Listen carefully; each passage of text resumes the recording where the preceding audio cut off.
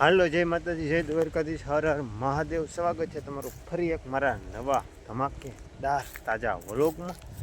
ને અત્યારે વાગી ગયા છે 3:45, એટલે બૂટ આફ્ટરનૂન ચાલે છે.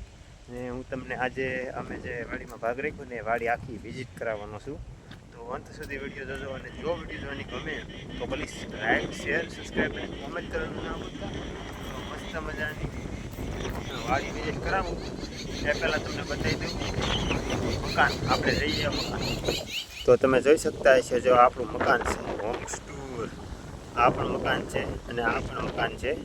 તો આપણે જો એ મકાનમાં રહીએ છીએ અત્યારે, એટલે આપણું નથી, આપણે ભાગ રાખેલો છે પણ રહીએ છીએ. ને હવે આપણે વાત કરીએ તો વાડીમાં શું વાવ્યું. તો જો આપણે આ મરસીનો રોપ વાવ્યો છે, તમને દેખાડું તો જો મસ્ત મજાનો મરસીનો રોપ છે. આપણે લેવા હતા ₹1.5 છોડવો.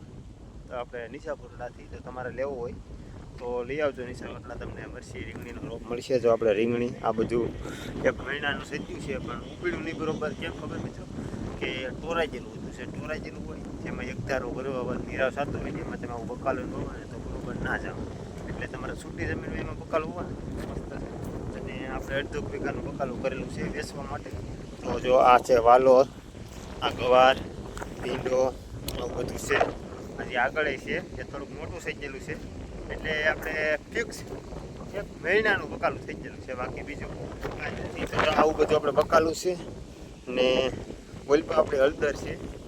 તો હળદર તો તમને બતાવી શકું, પણ ફેર બીજા વિડીયો આપણા ખેડૂની મકાઈ છે. જો એટલે કે માલ માટે કરેલી છે, લીલો સારો. તો જો ભેંસરી તમને આ વડલા પર બતાવી હોય તો એ ભેંસરી. ને હવે આપણે જેમાં ભાગ છે ને એના પર આવી, તો આપણે કપાસમાં ભાગ છે મિત્રો. 7 વીઘાનો કપાસ છે, અને કપાસ બહુ મસ્ત છે. જુઓ આ છે આપણો કપાસ, જોઈ શકતા હશો તમે. ઓલા પણથી ત્યાં અહીંયા સુધી કપાસ છે. આજે આપણે આવ્યા હતા કપાસને જોવા. તો હવે હું ફ્રી થઈ ગયો તો મેં કીધું વિડીયો શૂટ કરી લો. તો આ કપાસ છે, અને અત્યારે કપાસ બહુ સારો થઈ ગયો, કેમ કે દવા છાંટી દીધી, ખાતર નાખી દીધું. એટલે આપણે કપાસ થઈ ગયો, અને કોરવાન કરેલો હતો. એટલે વાવણીનો કપાસ આપણે નથી, આપણે કોરવાનો છે. એટલે 1.5 મહિના જેવું થઈ ગયું. ને આની ઓલી બાજુ છે આપણે માંડવી. તો ચાલો તમને માંડવી બતાવી દઉં. એમાં થોડુંક ખડ વધારે છે ને, એટલે થોડુંક આપણે નેદવું ને એવું પડશે. આમાં તો બાકી આપણે નેદી નાખવા બીજી વાર, એકવાર તો નેદવું હતું. અને આપણે માંડવી બતાવી દઉં તો માંડવી કેવી છે અને તમારે કેવી છે તો કોમેન્ટ કરજો મિત્રો. માંડવી મારી કરતાં સારી હોય તો જો આ આપણી માંડવી છે. તો હજી આને વાવ્યા છે ને આપણે વાવણી વાવેલી છે, કોરવાનની નથી. તો જો અવડી માંડવી થઈ ગઈ જો. ને આવું ખડ એમાં બહુ ઉગ્યું છે. તો મિત્રો જે બહુ અનુભવ હોય ને એ મિત્રોને કોમેન્ટ કરજો કે માંડવીમાં દવા છાંટવી તો રિઝલ્ટ સારું આવે કે નેદવાથી. તો જો દવા છાંટી તો કોઈ માંડવી નુકસાન આગળ જતાં પહોંચાડે, તો જેને ખબર પડતી હોય ને વધારે તો કોમેન્ટ કરજો. વરસાદ આવે એવું થઈ ગયું, કાળું કાળું તો, અને વરસાદ આવે તો પણ સારું, કેમ કે આપણે વરસાદની જરૂર જ છે આ કપાસમાં. તો આવું બધું છે, ઘણું બધું બતાવી દીધું. હવે કાંઈ બાકી રહેતું હોય તો કોમેન્ટ કરજો મિત્રો, એટલું બધું કાંઈ યાદ નથી.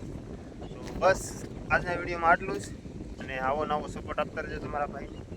લાઈક, શેર અને સબસ્ક્રાઈબ કરવાનું ના ભૂલતા. તો તમારે લાઈક, શેર અને સબસ્ક્રાઈબર છે ને એક મને મોટિવેશન છે. સવારમાં મને ઉધી ઉગતા જ આ મોટિવેશન મળે. બસ મળું તમને હું બીજા વિડીયો સાથે. ત્યાં સુધી બધાને જય માતાજી, જય દ્વારકાધીશ, હર હર મહાદેવ, બાય બાય.